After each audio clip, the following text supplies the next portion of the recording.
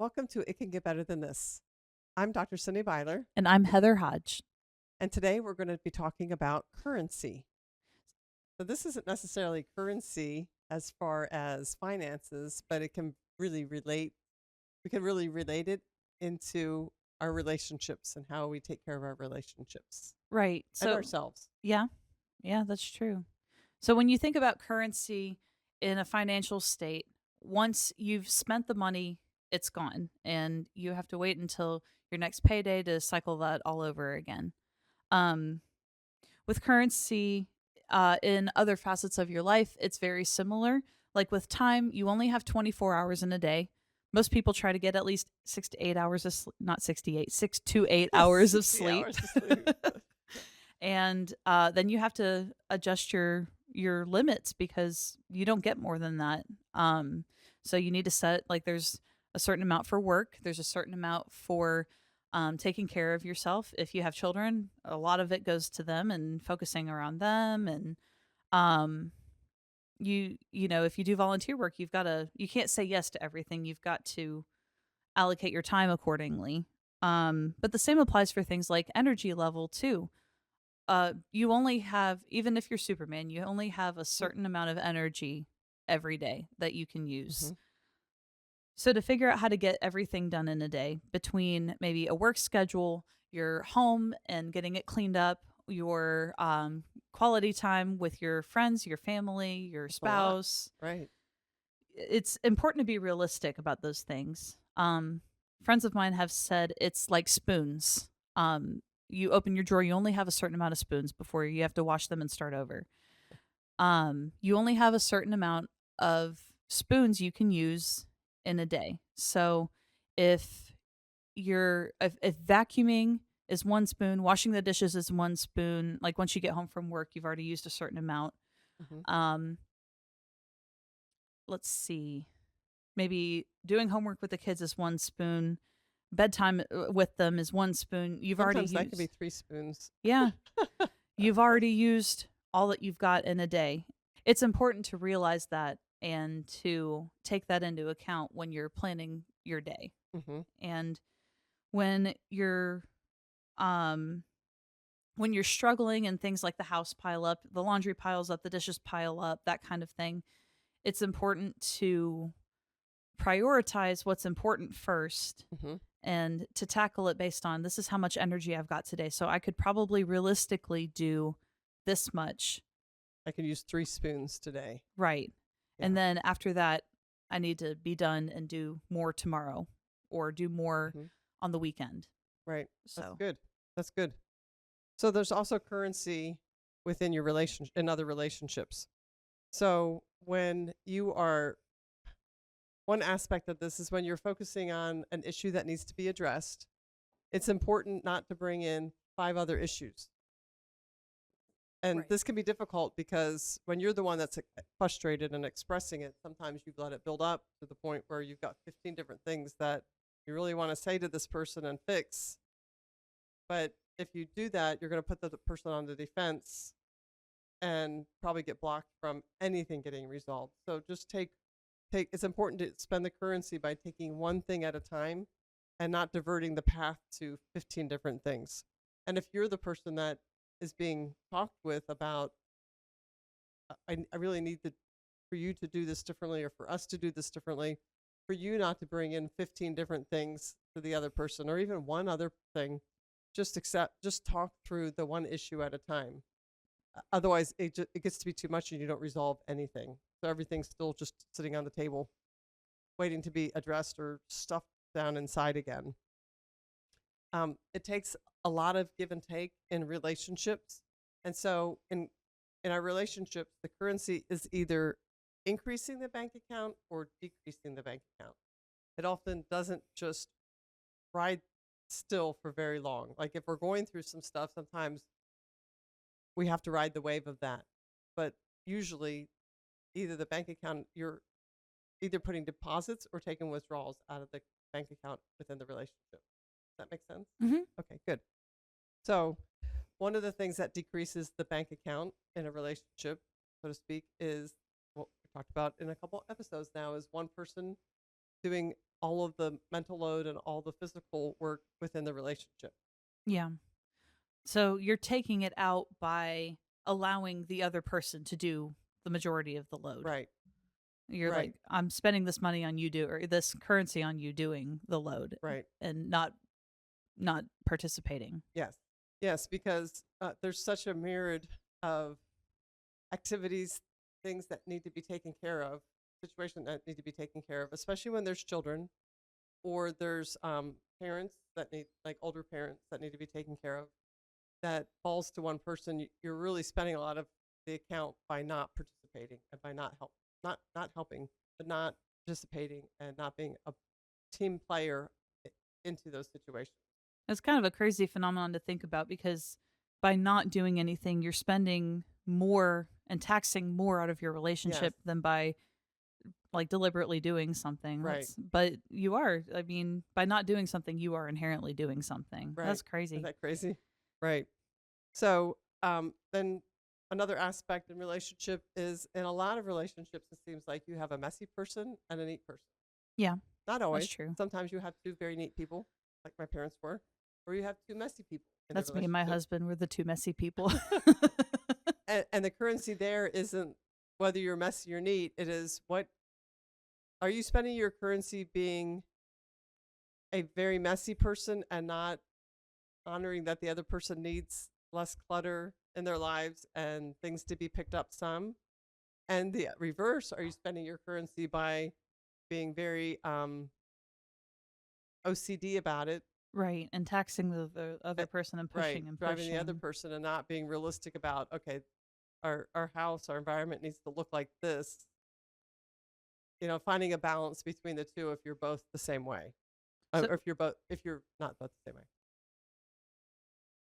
The important thing is to find the balance in the who, relationship, in the environment upkeep, if you have a messy and a neat person in the relationship.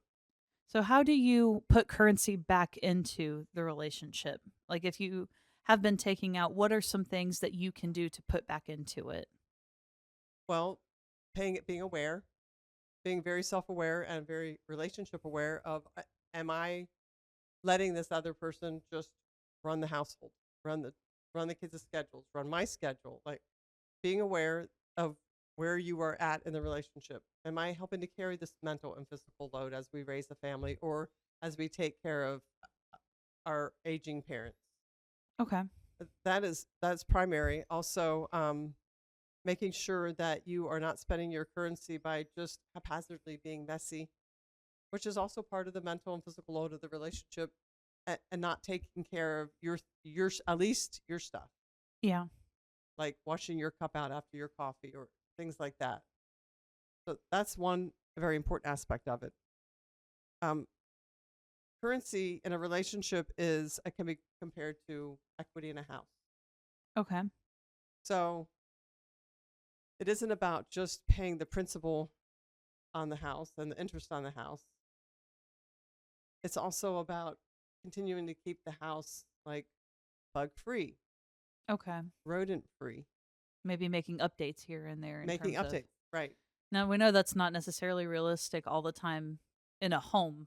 You know, right. it's hard to, especially right now, Yes, financially, it is very hard to update your home. right, But in a relationship, well, also if you think about like your spouse, your partner, your kids, your friends, they grow and they change and they go through these different seasons where, their needs are different, their right, personalities, their wants and desires are different. right. And you to invest and really make an investment into them, it's important to keep up with and learn and know. And that's some of the updates that you would make in a home that you have to make in the relationship.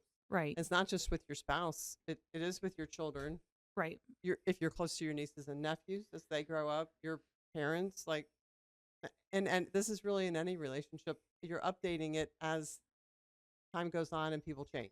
I've heard a lot of spouses say, even in like some of the books I've read and stuff, they'll complain and say, "I just wish you were the woman that I married, and you used to be so fun loving, and you used to love this and love that."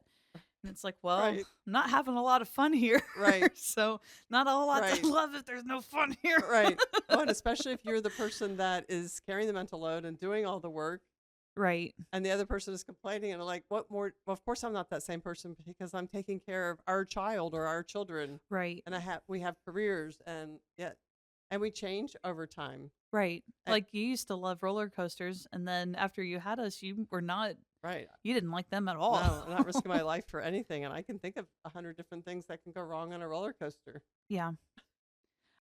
On the other side of that, a lot of parents will, when they're not like taking an active role in what is my kid interested in now or who are they growing and becoming, they focus very much on reminiscing on the kid that they remember, Yeah. the 5-year-old that they remember in these funny Right. stories. And they say, like, I remember you were so stubborn. You're just a stubborn person. And they've grown and changed about 15 times from then. And Right. it's like, no, I don't even act like that anymore. I don't do the same things anymore. I don't like the same things Mm-hmm. anymore. And instead of really making an effort to what do you like and what like asking simple things like what's your favorite color now? Like, Mm-hmm. man, sometimes they change it for a long time and then Right. but then it stays the same for a while. It's asking stuff like what are you interested now? Right. What are you watching now? Or oh, you should know what your kid's watching, not necessarily, but like what things make you happy, what excites you. Some kids are like soccer players for several years through elementary and middle school, and then they hate it and they go on to something else. We need to Right. know that kind of stuff. Yeah. Yeah. And that's continuing to do updates within the relationship. Yeah. Investing in it, Yes. definitely. Yes. And when you spend that currency in the relationship, the return is humongous. Mm-hmm. It's humongous. Investing your respect to that person, investing your interest in that person, and giving them opportunities to grow and change, because we all do, not just from childhood to adulthood, but throughout the seasons of our life. Like, life happens in decades, and we change throughout the decades of our life. And giving somebody the room to change and be somebody different than they were, especially negativity, but like negative traits that they might have had, and not continuing to speak that to them of what they were, Yeah. whether it's good or bad.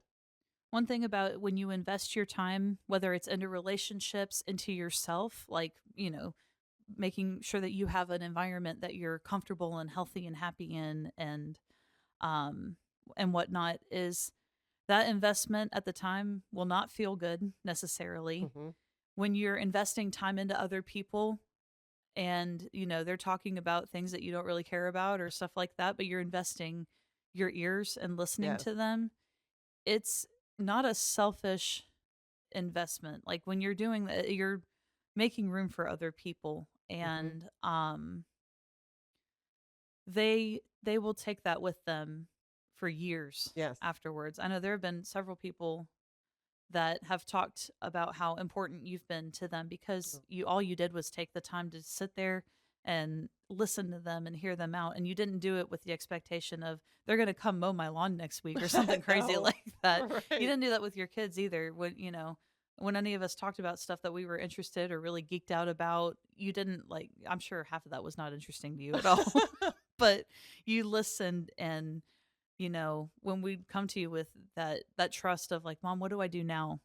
The investment of things that you probably didn't want to do at the time but still chose to do, to invest, Hmm. really really came up when it came to like including you in life decisions and in our kids lives and stuff like Yeah. that. And that's where I say the investment is huge later, because I'm close with well, now 8 children, because all 4 of the kids are grown and married. So their spouses are my kids too. And like people And you've having those extended to friendships. church and stuff Yeah. too, you've had a few of those relationships at church that you've just poured time into. Hmm. And um they still talk about how grateful they are for it. Yeah. So it's it's a huge investment, but huge investments most often have huge dividends when they come back, because it pours back into your life about, I made a difference, but also I had this wonderful relationship with my kids and these people. Right. Yeah. It's Currency is also about intention, and the intention is as important as the action. Mhm. So, um, You're not doing things. It shouldn't be viewed as I'm doing these things in order to be able to take out later. I'm that's wrong motivation, wrong intention. That sounds like his brownie points. Like, I'm gonna get a Right. lot of brownie points with my husband or my wife because I Right. went and did this. Right. So that's not pure intention. Yeah, Um and you could smell it from a mile away too. pe- By the pe- way. right. People know. I mean, Yeah. people really know. So the intention needs to be pure, and it needs to be about feeding the relationship, not spending currency so I can get currency back. Right. Because let me tell you, when you invest in a relationship, most of the time, not always, but most of the time, you will get currency back. So there's some questions you can ask yourself. First one is this self-indulgent, or do I have this person's best interest at heart? That's good. Yeah. That's a question we need to ask with a lot of our actions and um, even our words, to make sure that we're not steering things or doing things to necessarily get our way, but are we in this for the relationship? And another tough but important question is, what is my motivation in this relationship? Is my motivation, like when I'm telling with my children, whether adults or teenagers, is my motivation for them to love me back?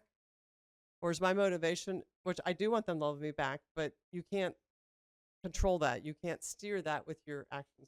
Yeah. Okay. Yeah. Um, it's important to invest in the relationship in order for the relationship to grow, and especially when it's children, for the best interest. Am I doing this for the best interest of that person? Right. Right.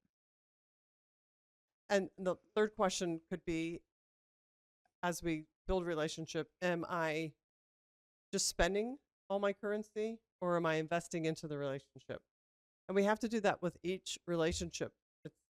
And it really becomes a way of life, Mm-hmm. and not just like a conscious effort all the time, but it's good questions. These are three good questions to ask yourself as you're examining your relationships and how you function in the relationship.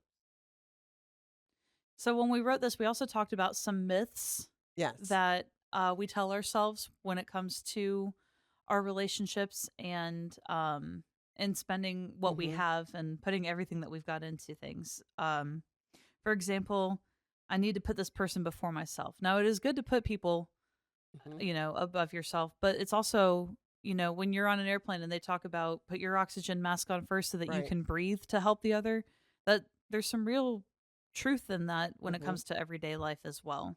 Right. Um, Right. And some wives especially, but husbands, I've seen husbands do this as well, when they're taking on most of the responsibilities or all the responsibilities and keep things running within the house so that it's not a burden or it doesn't slow the other person down in what they want to do, is also not healthy, because you're really shortchanging the other person of having the growth that it takes to be a full-time parent, an active parent, right. and an active part of a household and continuing to run the household. And that part's not easy, especially if you innately think of your kids first and you're like, I can do this. I have the time. Like, I'm doing it right now. If I got up, it would be so much easier if I just went and did it. Hmm.